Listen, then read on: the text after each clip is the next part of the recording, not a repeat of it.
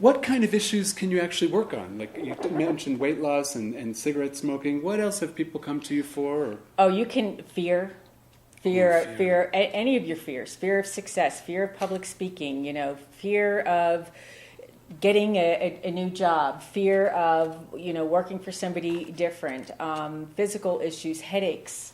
I have minor lower back problems. I'm not in a lot of pain. It's not anything major, but because I used to run 5 miles, that constant pounding, but what would happen is off and on, I would start moving like a mechanic. Things would lock up. I used the EFT on that, and it immediately took the pain away. But what I discovered with the reason that I had the back pain, and there again, it's peeling back that onion, was at the time I had a business.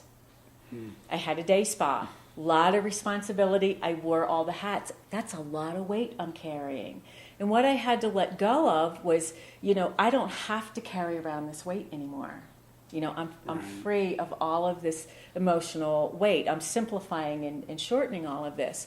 And so when I started really getting to the base of what was really causing the back pain, nothing it shows up as a physical manifestation, but it never really is. It always starts with the emotion in our belief system. You also made a really good point about your, doing that digging, peeling that onion, that psychic hairball, that people start getting to some of those beliefs, going back to some of all those old memories. And as soon as we activate emotion, I would make up there may be some happiness, maybe a little crying. I mean, do people get into a little bit of catharsis when they do this work? Yes, they do.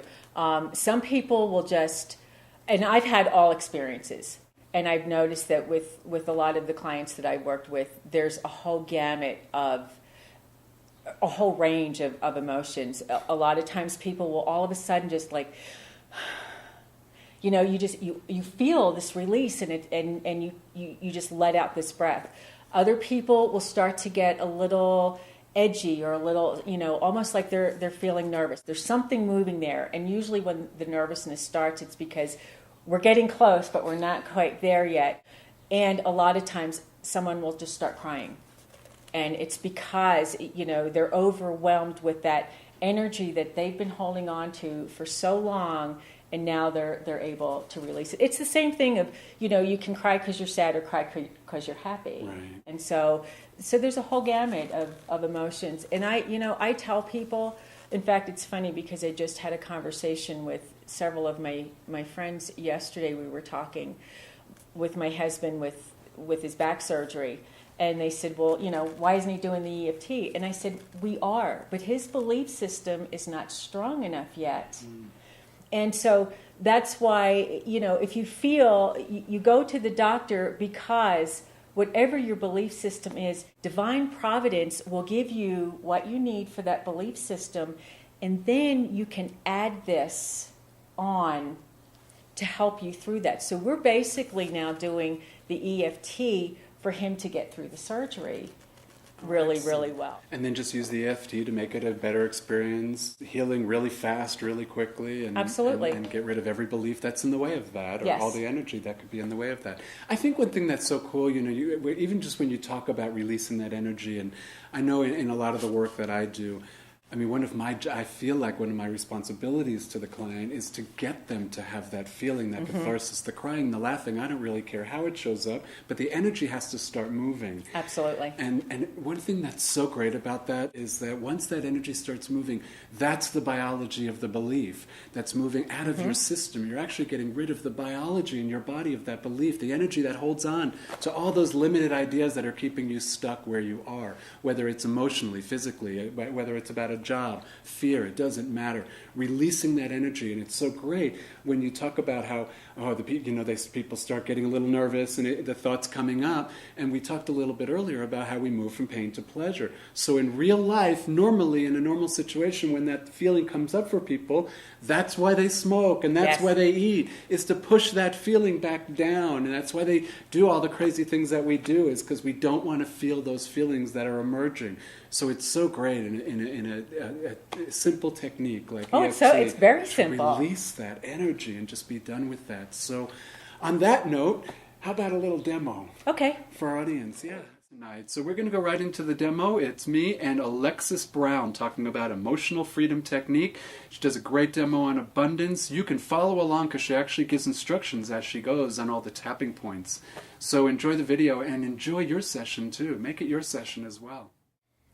Okay, what I'd like to do first is explain the different points so that when you're doing it, I'm going to do it with you, so if you want to watch me while I do it. The first one is the karate chop point, right here.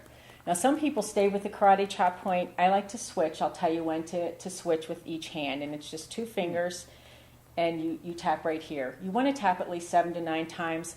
I'm going to read from a script, and the reason why I have a script is because I've kind of taken all of the issues that we're going to do abundance, since that seems to be the major thing that's going on these days is, where's my money kind Where's of the thing. money? Yeah.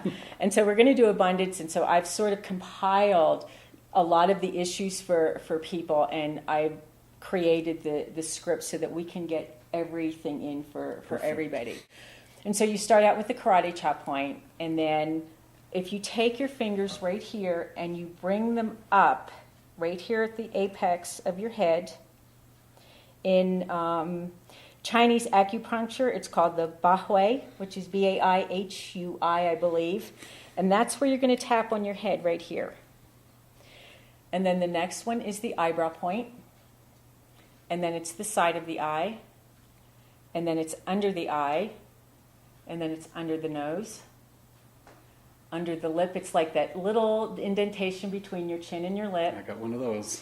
Now, a lot of people start getting hung up, am I doing this right? Am I hitting the right spot? That's me. There's a little U shape right here.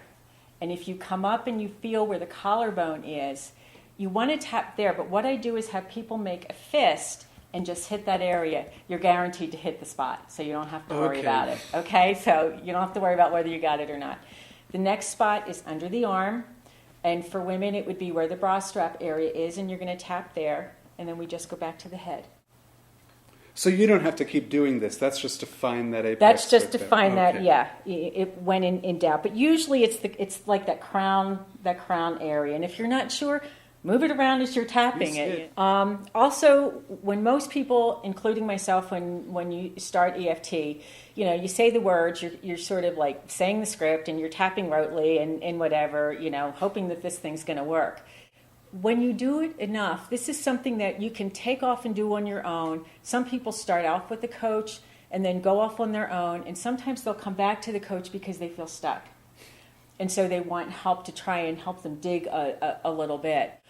What happens is the more that you do it, the more then you start to really feel what's coming up. You're feeling those emotions, you're feeling that subconscious release, and you're able to take in the flow of the new energy that's coming in. So it really starts to become like a meditative. So it's almost like as soon as you get out of your own way. Yeah. That conscious mind. Am I doing it right? Is this Yeah. right? Is that the right spot? As soon as you let go of all that and it just becomes a little bit more natural and easy and flow, there's a little more flow to it. Yeah. That's when you start noticing in your body. And what Excellent. you'll find when that happens is the words start coming to you. You don't have to think about what you want to say. As you're doing it, divine providence is just telling you what you need to, you just intuitively know what to say and go from there. And you're talking about what to say. We've talked about a little bit about the tapping. We've just walked through all the tapping. What's the saying part? Like, what's the talking part? How would I know what to say? Well, there's you always start off with, when you're tapping on the karate chop point, even though whatever it is. Even though I want to lose weight, but I haven't been able to, I deeply and completely love and accept myself. Okay. They're the basics. That's done. I do, like with this one, because it's kind of a long script, we're bringing a lot of things in.